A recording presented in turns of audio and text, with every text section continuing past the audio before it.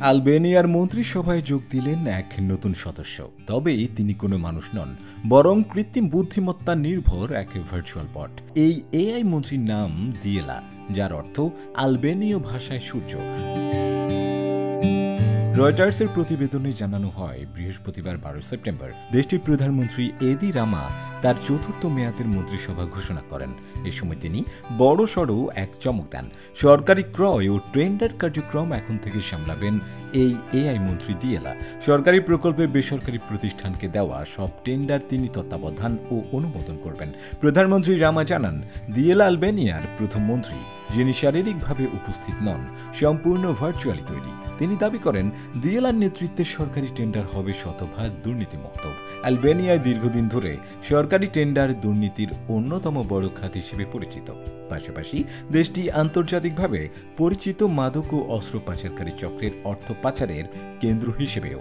এই দুর্নীতির কারণেই ইউরোপীয় ইউনিয়নে আলবেনিয়ার যোগদানের প্রক্রিয়া জটিল হয়ে উঠেছে। যদিও প্রধানমন্ত্রী রামা 2030 সালের মধ্যে ইইউতে যোগদানের লক্ষ্য নির্ধারণ করেছেন, তবে বিশ্লেষকরা একে বেশ উচ্চাভিলাষী বলেই মনে করছেন।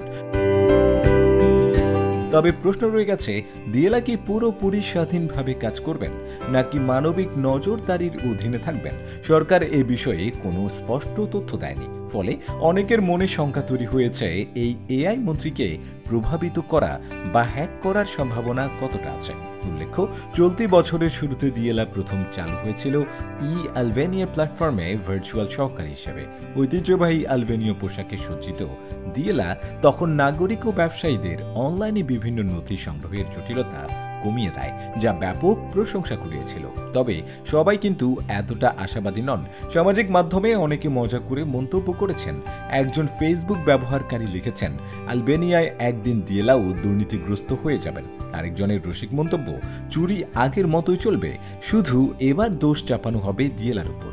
প্রযুক্তি দিয়ে দুর্নীতিমুক্ত প্রশাসনের স্বপ্ন কতটা সফল হবে তা সময়ই বলে দেবে। তবে আলবেনিয়ার এই পদক্ষেপ নিঃসন্দেহে বিশ্বে এক অভিনব দৃষ্টান্ত স্থাপন করল।